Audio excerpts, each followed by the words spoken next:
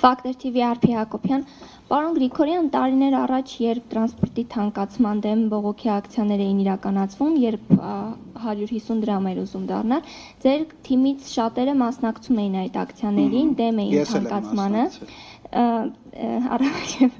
եւ հիմա փաստորեն դուք թեև խուսափում եք թանկանալ բառը շեշտելուց, այնուամենայնիվ իսկապես թանկանում է հանրային տրանսպորտը։ Ինչու օրինակ քարոզարշավի փուլում ձեր խոստումների մեջ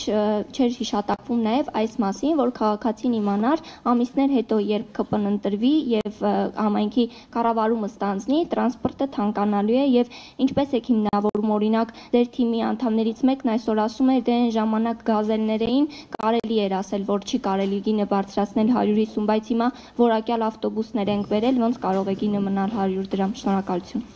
Արփի ջան, ինձ մոտ ձեր խոսքից եւ ձեր գործընկերոջ նախորդ խոսքից տպավորություն է, որ դուք որոշակի իմ ելույթի եք պատրաստվել։ Այդ ելույթը տեղի չի ունեցել, բայց դուք մեկը այդ ելույթի պատրաստած հարցն եք տալիս, որ ասում եք դուք խուսափում եք նրանից, որ ասեք, որ թանկանալու է։ Ես երբ խուսափեցի, ասեցի, որ այո, թանկանալու է,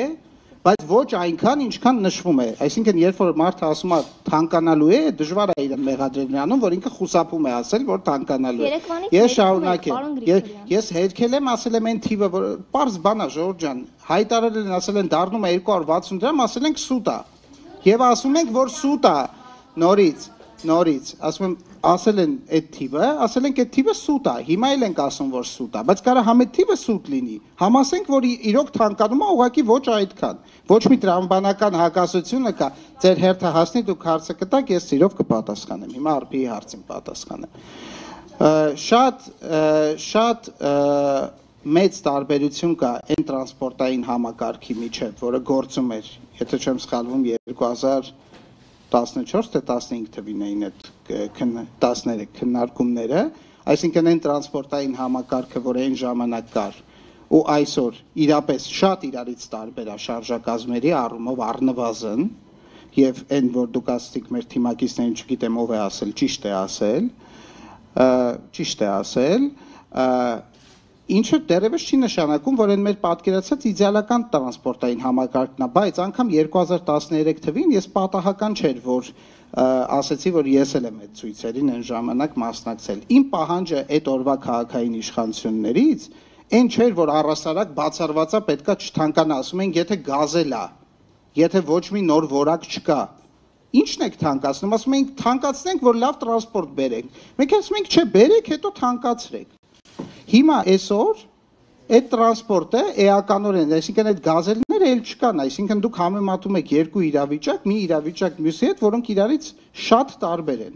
Հիմա շարունակելով, եթե այնուամենայնիվ թույլ կտաք, ձեր գործընկերոջ հարցին էլ պատասխանեմ, ինչքան է թանկանալու։ Չկա այն այս պահին են տոմսային պրոդուկտը մեկ անգամյա ուղևորության, որ ես համեմատեմ, ասեմ 100 էր, դարձավ այսքան։ Դուք պետք է յուրաքանչյուր պրոդուկտը նայեք, ես կարող եմ ասել մենակ հետևյալը։ Եթե մենք վերցնում ենք ամեն օր տրանսպորտից օգտվող անձին եւ վերցնում ենք, որ օրինակ ինքը օգտվելու է ոչ թե շաբաթական տոմսից, մեկօրյա տոմսից, 70 րոպեի տոմսից, այլ ամսական, եռամսյակային կամ տարեկան, որտեղ ինքը կարճ ժամանակահատվածում շատ է օգտվում, ինչով եւ արդարացվում է իրան ուղևորությունը սուբսիդավորելը։ Այս պահին դրված նախագծով, եթե չեմ սխալվում, Տելսելի տարբերակով 180 դրամին մոտ էր, եթե չեմ սխալվում, այսինքն 11,000-ը բաժանեք 60 ուղևորության, ինչ եք ստանում։ 183 ու 3, սխալ չէի ասում։ 11,000-ն էլ Տելսելի տարբերակը չի, 10,800-ը պետք է բաժանեք։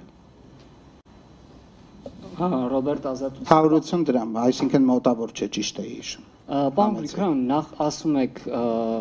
քանի որ